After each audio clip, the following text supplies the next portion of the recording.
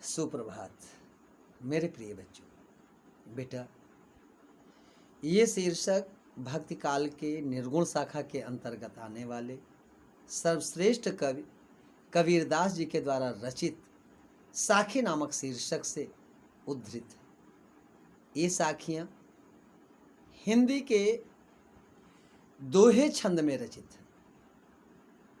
इन दोहों के माध्यम से कवि ने समाज में व्याप्त अनेक अंधविश्वासों को दूर करने का प्रयास किया है। लोगों को इन दोहों के माध्यम से सद ज्ञान देते हुए, सद उपदेश देते हुए सच्चे रास्ते पर चलने के लिए उन्हें प्रेरित किया है। ऐसे ही श्रेष्ठ उपदेशों से युक्त ये दोहे निम्नवत हैं। मान सरोवर सुभर जल, हंसा केली कराय, मुक्ता फल मुक्ता चुगय, अब उड़ियनत न जाए। कवि और कबीर कह रहे हैं, मान सरोवर।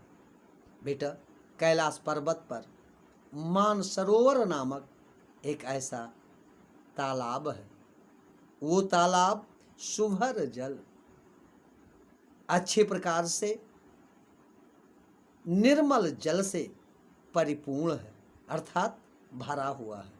हंसा, हंस बेटा एक विशेष प्रकार का पक्षी, और दूसरा अर्थ साधक। यहाँ बेटा प्रत्येक शब्दों के अलग अलग अर्थ हैं। केली कराए, क्रीड़ा करते हुए दिखाई देते हैं, अर्थात हर प्रकार से वे उस जलाशय में क्रीड़ा करते हुए, खेल खेलते हुए प्रसन्न चित्त हैं। वे हंस मुक्त भाव से मानसरोवर रूपी तालाब में मोती चुनते हुए, मुक्ता चुने, मोतियों को चुनते हुए जल क्रीड़ा करते हुए प्रसन्नचित रूप से दिखाई दे रहे हैं। हर प्रकार से सुख की अनुभूति करते हुए वे हंस अब कहीं दूसरे जलाशय पर नहीं जाएंगे, अर्थात ऐसे हर प्रकार से सुख प्रदान करने वाले जलाशय को अब वे नहीं छोड़ना चाहते हैं। दूसरे शब्दों में, प्रभु भक्ति में लीन साधक अर्थात भक्त परम आनंद को प्राप्त करने के पश्चात वे इस परमानंद को प्राप्त कर लेने के पश्चात वे इसे छोड़कर अब कहीं अलग नहीं जाना चाहते हैं या नहीं जाएंगे। इन पंक्तियों में कवि का रहस्यवाद भी दिखाई देता है। बेटा, अगली पंक्तियों में, प्रेमी ढूंढत मैं फिरों, प्रेमी मिले न कोई, और प्रेमी को प्रेमी मिले, सब विषय अमृत हो। इस महान संत ने इन पंक्तियों के माध्यम से ये व्यक्त करते हुए कह रहे हैं कि वाह आडंबर करने वाले तो ढेर सारे साधक उन्हें दिखाई देते हैं, लेकिन सच्चे अर्थों में ईश्वर के चरणों में प्रेम करने वाले भक्त उन्हें कहीं नहीं दिखाई दिए। प्रेमी ढूंढत मैं फिरूं, सच्चे अर्थों में ईश्वर से प्रेम करने वाले भक्त को मैं ढूंढता हुआ इधर उधर भटक रहा हूँ। प्रेमी मिले न को, लेकिन इस संसार में मुझे सच्चा प्रेमी, ईश्वर से प्रेम करने वाला भक्त कहीं नहीं मिला। लेकिन गुरु के सदकृपा से प्रेमी को प्रेमी मिला। जब मुझे अच्छा भक्त मिल गया तो सब विष अमृत हो। तो संसार में सारी विषय वासना रूपी जो विष है उस साधक के मिलने के पश्चात, उससे शास्त्रार्थ करने के पश्चात वे सारी वासनाएं, हमारे अंदर की सारी बुराइयां स्वतः अपने आप समाप्त हो गईं और अमृत के समान कल्याणकारी भाव मेरे अंदर उत्पन्न हो गए। अर्थात कबीर को हर प्रकार से सुख प्रदान करने वाला अमृत रूपी गुण उस साधक के मिलते ही उन्हें प्राप्त हो गए। अगली पंक्तियों में बेटा वे कह रहे हैं कि हस्ती चढ़िए ज्ञान को सहज दुलीचा डारी, स्वान रूप संसार है भूखन दे झक मार। कबीरदास जी कह रहे हैं कि हे संतों, हे साधक, हस्ती चढ़िए ज्ञान को प्राप्त करने के लिए जब तू ज्ञान रूपी हाथी के ऊपर आरूढ़ हो, चढ़ो, तो सहज दुलीचा डाल, तो उस पे कर्मकांड विहीन सहज आसनी बिछा करके उस पे प्रतिष्ठित हो, उस आसन के ऊपर विराजमान हो। स्वान रूप संसार है। ये संसार के जो कुत्ते रूपी लोग हैं, उनके भूखने पे तुम ध्यान ना दो। स्वान रूप संसार, कुत्तों के समान इस संसार में भूखने वाले जो लोग हैं, आलोचना करने वाले जो लोग हैं, उनको भूखने दो। तुम सतत अपने ज्ञान के विकास के लिए, उस ईश्वर की प्राप्ति के लिए तुम सहज रूप से एक निष्ठ होकर उस ईश्वर को पाने के लिए तुम प्रयासरत रहो। अर्थात इस साखी के माध्यम से, इस दोहे के माध्यम से साधकों के मन के मनोबल को कवि ने बढ़ाने का प्रयास किया है, उन्हें प्रोत्साहित किया है। अगली पंक्तियों में कवि कह रहे हैं, पखा पखी के कारणे सब जग रहा भुलाय, निरपक होय के हरि भजय सोई संत सुभाय। कबीरदास जी कह रहे हैं कि इस संसार में जो आडंबरों के चक्कर में पड़ा, संत महात्माओं ऐसे अंधविश्वासियों के चक्कर में पड़ा, वो हमेशा भ्रमित होता हुआ कुमार्ग के मार्ग पर अपने को भ्रमित कर दिया। तो साधक को क्या करना चाहिए, संत को क्या करना चाहिए? पखा पखी के कारण, फिर कह रहे हैं इस संसार में लोग पक्ष विपक्ष के चक्कर में पड़कर सब जग रहा भुलाए। संसार की वास्तविकता को भूलकर संसार के लोग अनेक प्रकार के कर्मकांड के चक्कर में पड़े रहे। निरपक होए के हरि भजे, जो साधक, जो भक्त निष्पक्ष रूप से, निरपक्ष रूप से होकर उस परमपिता परमात्मा के चरणों में सच्ची निष्ठा के साथ उनका स्मरण किया, वही संत सुजान, वही साधक अच्छा जानकार है, अच्छा संत है, जो कर्मकांड विहीन होकर सच्चे मन से ईश्वर के चरणों में भक्ति करते हुए उनको प्राप्त करने का प्रयास करता रहा।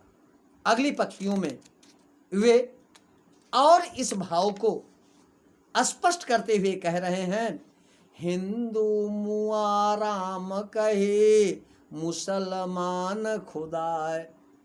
ये संसार के लोग किस प्रकार से भ्रमित हुए, लोग मेरा राम बड़ा है, मुसलमान बंधु मेरा खुदा बड़ा है। अर्थात पंडित और मौलवी दोनों भ्रमित होते हुए राम रहीम के चक्कर में पड़कर मृत्यु को प्राप्त हो गए। निश्चित ही ऐसे ही लोगों का विनाश होता है, ऐसे ही लोग मृत्यु को प्राप्त करते हैं। कबीरदास कहते हैं, जीवित कौन है? कहे कबीर सो जीविता, वही संत वही साधक जीवित है जो दूह के निकट न जाए, जो इन दोनों के चक्कर में ना पड़कर सच्चे अर्थों से सच्चे मन से ईश्वर के चरणों में नतमस्तक होता हुआ उस परमपिता परमात्मा के नाम का स्मरण करता हुआ उन्हें प्राप्त करने की चेष्टा की। इस प्रकार से बेटा इन पंक्तियों के माध्यम से आप लोग देख रहे हो कि कबीर कितने निष्पक्ष रूप से सच्चे अर्थों में एक साधक के रूप में दिखाई दे रहे हैं। अगली पंक्तियों में इस भाव को वे और प्रामाणिकता के साथ प्रस्तुत करते हैं। काबा फिर काशी भया, राम ही भया रहीम, मोटा चुन मैदा भया, बैठ कबीरा जीम। कबीरदास जी कह रहे हैं, ये संसार के लोगों जो काबा और काशी के चक्कर में पड़े रहे, ये दोनों अलग नहीं बल्कि एक हैं। कैसे एक हैं? काबा फिर काशी भया। काबा और काशी में जो लोग भेद करते हैं वे ही समाज को भ्रमित करने वाले लोग हैं, वही लोगों को दिशा विहीन ज्ञान दे करके उन्हें वाह आडंबर में डालते हैं। सच्चाई क्या है? कितनी प्रामाणिकता से वे प्रस्तुत करते हैं कि मोटा चून मैदा भया, जैसे गेहूं से आटा बनता है और आटा को और महीन कर दो तो मैदा हो जाता है। स्वरूप दोनों का एक ही अन्न है, गेहूं। गेहूं से बेटा दलिया बनती है, गेहूं से आटा बनता है और उसे और महीन कर दिया जाए तो मैदा बन जाता है। अंश अनाज अन्न केवल एक है, गेहूं, लेकिन उसके स्वरूप अलग अलग हैं। इसी प्रकार से ये मेरे संसार के लोगों, ये मेरे भक्तों, ईश्वर खुदा रहीम ईशु एक है, बस उसके नाम अलग अलग हैं। जैसे गेहूं के अनेक स्वरूप अलग अलग, आटा, चूनी, मैदा, दरिया अलग अलग है, लेकिन वो एक ही अन्न से बना है। इसी प्रकार से ईश्वर तो एक है, राम तो एक है, चाहे राम कहो या श्याम, जग में सुंदर हैं दो नाम। इस प्रकार से बेटा इस संत ने समाज की सच्चाई को कैसे व्यक्त किया है।